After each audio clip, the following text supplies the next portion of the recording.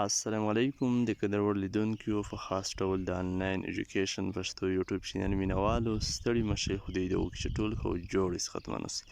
د قدرور لیدونکو زموږ نننۍ ویډیو چې ده په فیچر پرفیکټ کنټینیوس ټینس زمانه باندې ده په نننۍ ویډیو کې به د فیچر پرفیکټ کنټینیوس ټینس بشپړ تفصیل جزئیات د همدې په مفهوم او هدف په مفهوم کوو لومړی به د همدې تعریف وګورو چې د همدې څخه مقصد څه دی هدف څه دی Future perfect continuous tense is used to show that an action will have been happening for a duration of time at a specific point in the future. ښه نو اوس په قدرمن لیدونکو راشو د همدې تعریف معنی ته هدف ته فیچر پرفیکټ کنټینیوس ټینس لومړی خو د همدې زمانې کوم نوم چې دی د همدې نه دا څرګندیږي چې بشپړه راتلونکې جري زمانه نو دا زمانه هغه عمل ښایي چې یو عمل به په آینده کې په جاري حالت کې پاتې شوی وي یعنې څه موده به دوام هم کړی وي همداسې په آینده کې یو داسې حالت یو داسې عمل چې هغه فعال شوی وي او څه موده مثال هغه جریان پیدا کړی وي یعنې په آینده وخت کې په راتلونکي کې چې موږ کوم یو کار ښیو د همدې لپاره فیچر پرفیکټ کنټینیوس ټینس استعمالیږي چې زه به سبا ورځ د سهار راهیسې کتاب مطالعه کومه تر غرمې پورې یعنې هغه عمل چې په آینده کې به څه وخت په جریان کې وي یعنې وروسته بیا پای ته ورسیږي همدې لپاره همدا ډول وخت ښودل همدا په فیچر پرفیکټ کنټینیوس ټینس کې کیږي یا همدا ډول خبرې بیا هم که کوم ملګري په همدې کې ګانس وي وروسته له همدې څخه حکومتي فعلونه هم ښیو بیا مثال په جملو کې هم تاسو په تفصیل سره پوهېدلی شئ اګزامپل یې هم شته سوالیه مثبت منفي ښه اوس د تعریف هم تاسو وګورئ پښتو ته هم ترجمه شوی دی دا هم تاسو د سره نوټ کوای شئ د ویډیو څو سیکنډه یا 1 دقیقه سټاپ کوئ دا سره لیکئ اوس به راشو له همدې څخه وروسته په همدې زمانه کې د هیلپینګ ورب برخې ته بیا به مثال په همدې کې په مثبتې جملې او سټرکچرو باندې هم وغږیږو رڼا به واچوو خو لومړی راځو مثال په دې کې هیلپینګ ورب پیژنو دلته تاسو وګورئ هیلپینګ ورب په همدې کې چې دي ویل هاو بین دي لومړی ډېر رول چې لوبوي ویل دی خو هاو بین هم له همدې سره استعمالیږي خو په جمله کې چې کوم تغییر پیدا کوي ځای یې هغه بیا ویل دی چې په سوالیه جمله کې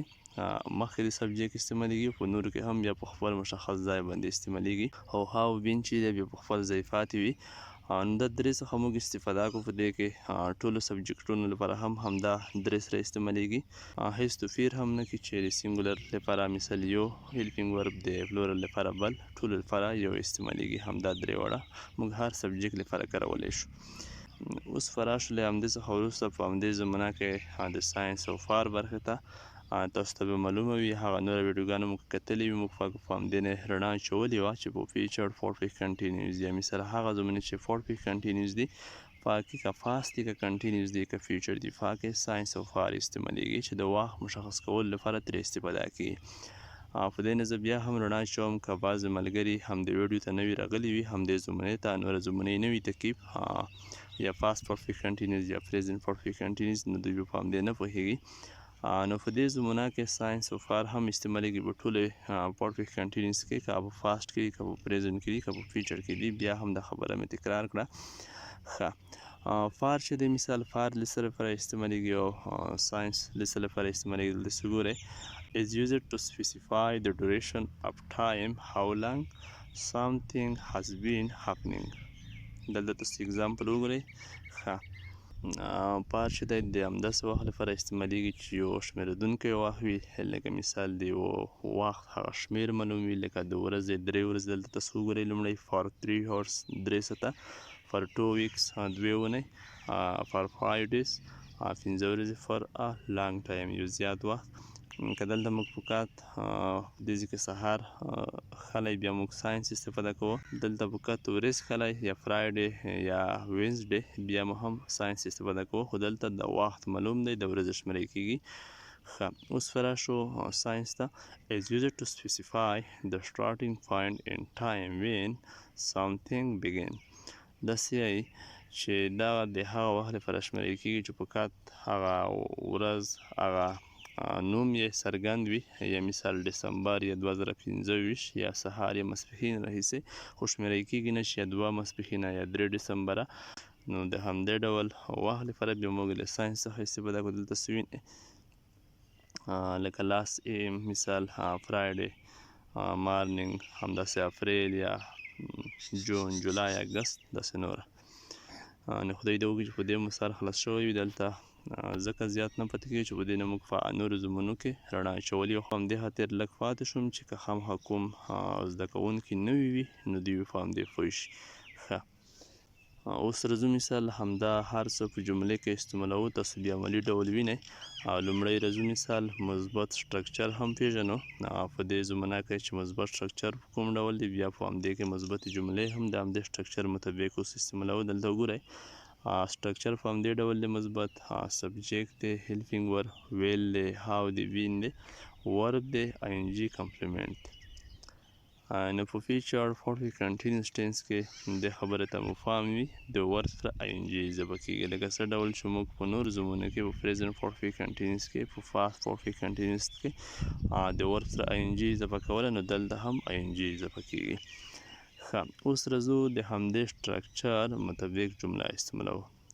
دلته څه وګورئ احمد will have been teaching in host city for 3 months by رمضان. ښه، نو اوس تاسو د همدې معنی ته وګورئ. داسې چې احمد به تر رمضان پورې په خوست ښار کې 3 میاشتې کار کړی وي. یعنې که تاسو دلته فکر وکړئ د وخت په آینده کې به شروع شوی وي، تر څه وخت پورې به جریان پیدا کړی وي، نه وروسته بیا پای ته رسېدلی وي. دلته به مثال کله چې د رمضان میاشت را درومي یا را رسیږي، احمد به تر هغه پورې 3 میاشتې کار کړی. خو دلته موږ ځای هم مشخص کړی، که ځای مشخص شي که نشي مشخص هیڅ کومه خبره نشته. ښه، دلته تاسو وګورئ سټرکچر مطابق د جمله استعمال شوه. لومړی په سبجیکټ کې احمد شو، بیا ویل، بیا هاو، بیا بین، بیا ورب کې ټیچ شو، بیا آی ان جي اضافه شول، بیا کمپلیمنټ برخه شوه، او دلته بیا موږ د وخت مشخص شو. دلته موږ بیا فار استعمال کړه ځکه دلته 3 میاشتې دي. خو یوه بل ټکي ته مو هم پام وي چې کله تاسو داسې وایئ چې تر همدې ټیمه پورې مثال یا تر ډسمبر میاشتې پورې، یا مثال تر 2026 کال پورې، یا مثال تر مازدیګر پورې، بیا به دلته تاسو په پای کې کوم وخت چې ښایي، یا مثال میاشت ښایي، یا دلته په دې ځای کې موږ خو رمضان راوسېدو، یا مثال کال ښایي، نه مخکې به تاسو بیا بای هم استعمالوئ چې په دې مثال خلاص وي. ښه، اوس راځو د همدې څخه وروسته بل اګزامپل ته تاسو وګورئ I will have been studying since morning. ګورئ دلته موږ دا نه دي مشخص کړي چې یا 3 ورځې په کال سهار راهیسې یم. دې معنی همدا شوه چې زه به د سهار راهیسې مطالعه کوم، زه به د سهار راهیسې مطالعه کوم. دلته بیا موږ د ساینس څخه استفاده کوو. ښه، دریم اګزامپل هم تاسو وګورئ He will have been studying from morning until noon tomorrow. داسې وایي چې دی به د سهار څخه سبا ورځ سهار څخه تر غرمې پورې مطالعه وکړي. یعنې سهار نه به یې مطالعه پیل کړې وي، تر غرمې پورې به وکړي. دلته تاسو ګورئ دغه کوم مطالعه چې ده د سهار نه به پیل شي، تر غرمې پورې به دوام وکړي. دلته خو تاسو سره دا پوښتنه وي چې دلته خو بیا نه ساینس انتخاب شو، نه فار انتخاب شو، دا ولې؟ دلته موږ سهار نوم هم استعمال کړی دی، خو باید دلته د افرام په ځای مثال ساینس انتخاب وای. دلته یو بل ټکي ته مو هم پام وي نوې خبرې ته، که هر کله تاسو یوه داسې خبره کوئ چې کوم عمل چې بل وخت ته رسیږي، یعنې مثال د سهار نه که موږ داسې وایو چې موږ به د سهار راهیسې مطالعه کوو، په کار ته اسټارټ وخت یې معلوم دی چې سهار، داسې موږ نه دی ویلي چې تر غرمې پورې، یا تر مازدیګره پورې، یا تر مثال ماسخوتنه پورې،